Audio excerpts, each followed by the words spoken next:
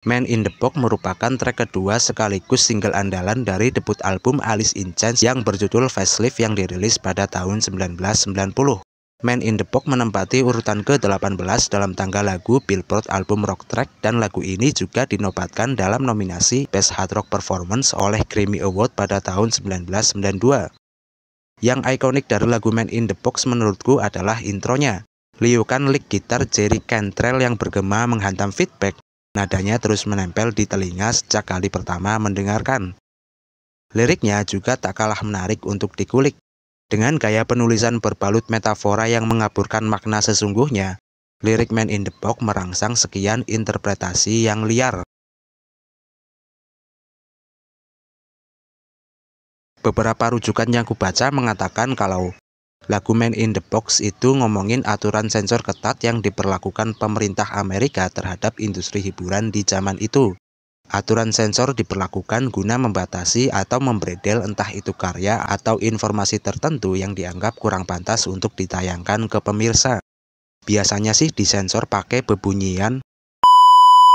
Gitaris sekaligus vokalis kedua Alice in Chains, Jerry Cantrell, menuturkan bahwa lagu ini tentang bagaimana pemerintah dan media mengontrol persepsi publik terhadap peristiwa di dunia. Mereka terlebih dahulu akan memfilter sebuah informasi, entah dengan mengurangi atau melebih-lebihkan dari faktanya, untuk kemudian memutuskan inilah yang layak dikonsumsi publik lewat sebuah kotak kecil yang hampir pasti ada di setiap rumah, yaitu televisi. Dan lagu Man in the Box hanya bercerita tentang membebaskan diri dari kotakan yang membatasi itu.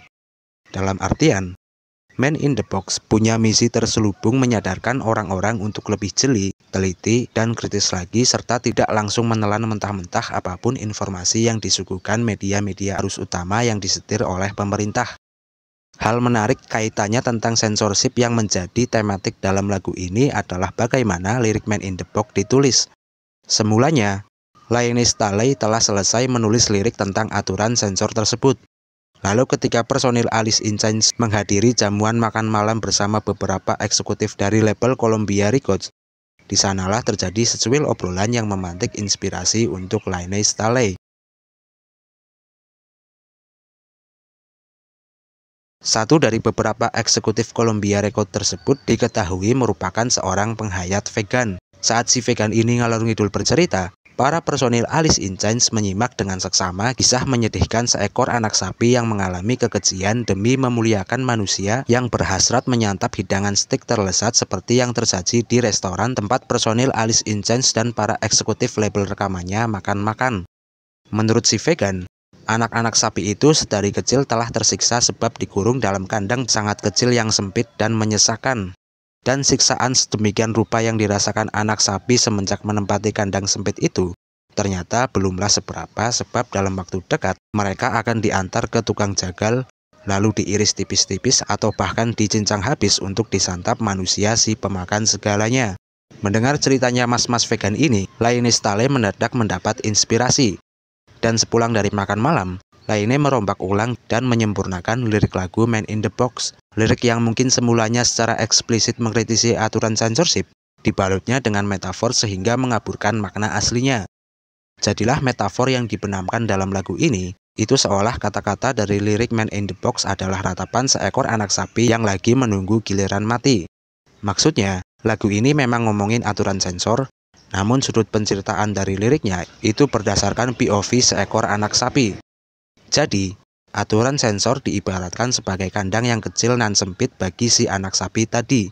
Dan si anak sapi tidak lain adalah para pemirsa yang tidak tahu apa-apa, yang hanya pasrah saja dijejali dengan informasi yang disesuaikan dengan agenda pemerintahan.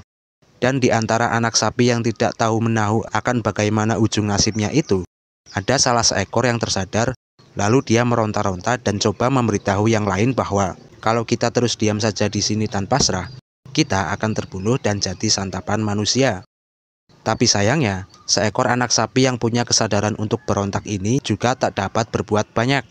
Dia tetaplah seekor anak sapi yang gak punya kuasa untuk sanggup mengalahkan manusia. Dan ketika si anak sapi ini pasrah diantar ke tukang jagal untuk menjemput takdir kematiannya, dengan sangat tidak berdaya dan penuh kepesimisan yang akut, dia berkata,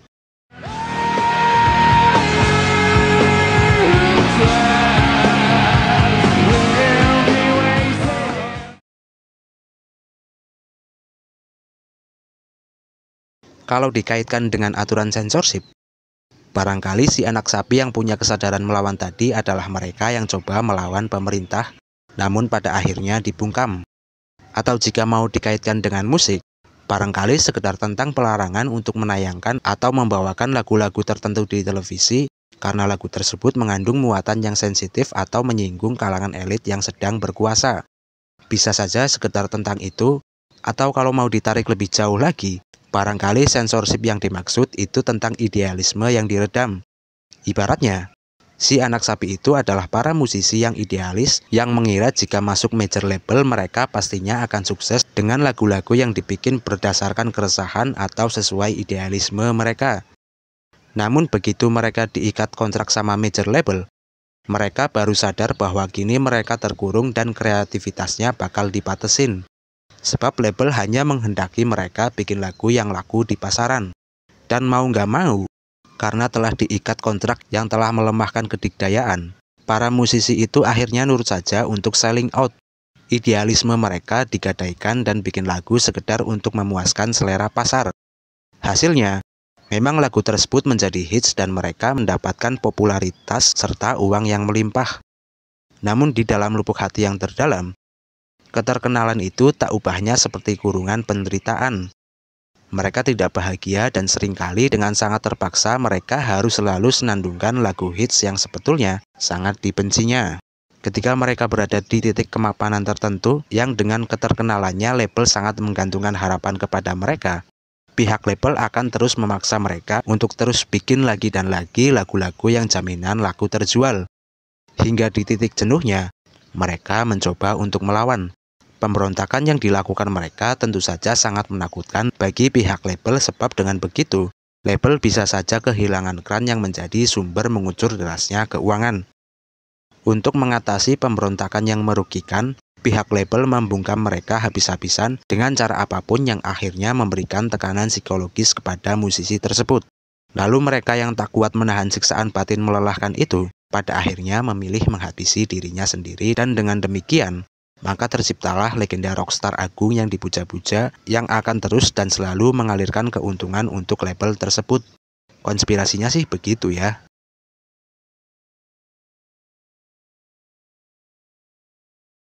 Dalam buku biografi berjudul Alice in Chains: The Untold Story karangan David De Sola, memang benar bahwa obrolan di antara personil Alice in Chains dengan si vegan dari Columbia Records telah memantik inspirasi bagi Laine Staley untuk merevisi lirik Man in the Box dengan menyelundupkan metafor untuk bikin seolah-olah liriknya ditulis dari sudut pandang seekor anak sapi yang meratapi nasib menunggu untuk disembelih di dalam kandang sempit yang mengurungnya.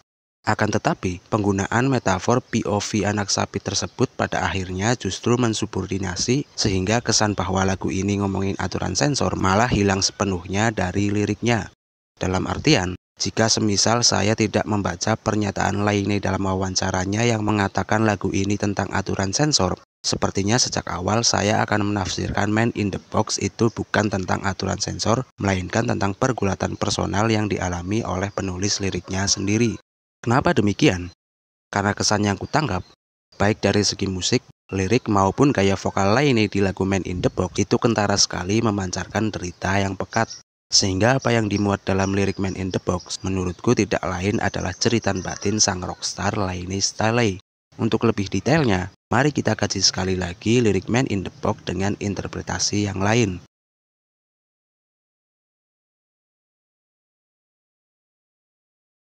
Saya tidak bisa mengkonfirmasi dengan pasti kapan Laine kali pertama mengkonsumsi heroin. Beberapa ada yang mengatakan zat haram itu mulai menjerat Laine di tahun 1991, yang mana artinya itu setahunan setelah Man in the Box dirilis. Jadi, mungkin memang tidak berhubungan secara langsung, dalam artian Laine mungkin tidak dengan sengaja menuangkan keresahannya tentang narkoba di lirik Man in the Box. Jadi anggaplah ini sekedar cocokologi, karena menurutku, lirik Man in the Box adalah representasi dari rasa sakit yang diterita Laine Staley akibat jeratan narkoba. Mungkin kita perlu sedikit menarik lebih jauh mendalami seluk-beluk sosok Laine Staley. Laine Staley memikul luka dan kesuraman yang serupa selayaknya sederet pentolan band grunge yang lain. Sama seperti Kurt Cobain atau Andrew Wood, Laine Staley dibesarkan dalam keluarga yang tak harmonis. Kedua orang tuanya bercerai saat Laine berusia 7 tahun dan bocah sekecil itu mesti berhadapan dengan situasi runyam di mana Laine diboyong oleh ibunya yang merupakan seorang ilmuwan Kristen menjauhkan si kecil itu dari pengaruh destruktif bapaknya yang merupakan seorang pemadat. Laine mungkin sadar bahwa bapaknya hanya akan memberi pengaruh buruk dan karenanya dalam sebuah wawancara Laine mengatakan, "Selama ini aku bersumpah aku tidak akan pernah menjadi manusia seperti bapakku." Namun ironisnya, jauh hari setelah Laine beranjak dewasa dan menjadi bintang rock terkemuka, ia justru mengikuti jejak bapaknya dan menjadi pecandu heroin. Perihal kapan atau dalam momentum apa Laine mulai mencicipi heroin, ada begitu banyak informasi yang simpang siur. Konon, Laine berkenalan dengan heroin lewat dekapan sang pacar bernama Demri. Barangkali jalinan romansa yang terjalin di antara Laine dengan Demri tak jauh bedanya seperti Sid Vicious dengan Nancy yang kelewat liar tak terkendali menunggangi roller coaster seks, drugs, dan rock and roll. Dan sialnya, kesan pertama yang didapat Laine kala mencicipi heroin memberinya sensasi kesenangan yang meluapkan kegembiraan tak terkira. Dalam sebuah wawancara, Laine mengatakan, "Ketika saya mencoba narkoba, obat-obatan tersebut terasa begitu menggairahkan menjalar dalam tubuhku. Selama bertahun-tahun saya sangat menikmatinya, namun kini mereka berbalik melawanku dan saya kewalahan saat mencoba membebaskan diri dari neraka yang menyebalkan." Dan bait pertama dari lirik Man in the Box tersebut mengindikasikan semacam pengakuan Laine Staley yang putus asa. "Akulah lelaki yang terkurung dalam kerangkeng derita yang disebabkan ulah bodohku sendiri." Mungkin ada saat di mana Laine begitu bergembira usai menyuntikkan heroin. Namun saat kesenangan itu memudar, harga yang harus dibayarnya adalah rasa sakit yang tak sebanding dengan sensasi senangnya. Demi melenyapkan rasa sakit itu, satu-satunya jalan yang bisa dilakukannya adalah dengan kembali menyuntikkan heroin sama persis atau bahkan bila perlu menambah tinggi dosisnya. Semakin lama semakin menderita saja dan tibalah Laine pada kondisi di mana baik tubuh maupun jiwanya sudah tak kuat lagi menahan kesakitan. Dalam wawancaranya yang lain, Laine sempat memberikan komentarnya mengenai apa yang dialami oleh Hokage Grunge kedua, yakni Kurt Cobain.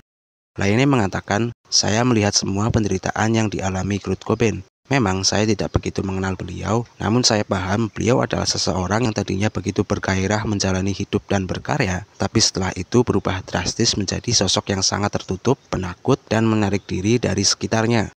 Saya juga sama, dan saya tidak suka terjebak di sana." Apa yang diucapkan Laine tersebut dicerminkan lewat bait berikutnya dari lirik Man in the Box, di mana di dalam keterpurukan yang pasti mengantarkannya menuju malapetaka itu, Laine berharap ada seseorang atau mungkin Tuhan yang sudi untuk datang mengulurkan tangan, menariknya keluar dan menyelamatkannya dari siksaan neraka tersebut. Kemudian bait ref lirik Man in the Box dinyanyikan selang-seling oleh Laine dengan Jerry Cantrell. Lirik tanpa tanda kurung diteriakan oleh Laine Staley untuk kemudian disautin sama Jerry Cantrell lewat lirik dalam tanda kurung. Menurutku, lirik yang ditembangkan Laine adalah perlambangan dari suara pengharapan, sementara yang disenandungkan Jerry Cantrell merupakan suara yang menyangkal harapan tersebut. Jadi bisa diibaratkan, kedua suara tersebut sedang saling bertarung dalam batin seseorang. Yang satu perlambangkan keoptimisan hidup, sedangkan yang lain mewakilkan pikiran untuk mati. Saat suara pengharapan itu memohon dengan sangat, "Tolong kasih aku pencerahan, tolong berikan aku petunjuk keselamatan Tuhan." Suara yang menyangkal menanggapinya, "Kamu mana mungkin layak mendapatkan cahaya, nggak bakal ada yang menolongmu, bahkan Tuhan sekalipun mustahil berpihak kepadamu." Lalu suara yang mana yang memenangkan peperangan kalut dalam batin tersebut? Laine Staley mengatakan dalam wawancara yang memilukan menjelang akhir hayatnya, "Saya tahu saya hampir mati. Kalau kamu tanya, tentu aku tidak pernah sedikit pun ingin mengakhiri hidupku semenyedihkan ini. Tapi saya juga tahu, sekarang sudah terlambat untukku selamat." Kepesimisannya ditunjukkan dalam bait ref menjelang lagu Man in the Box mencapai penghabisan.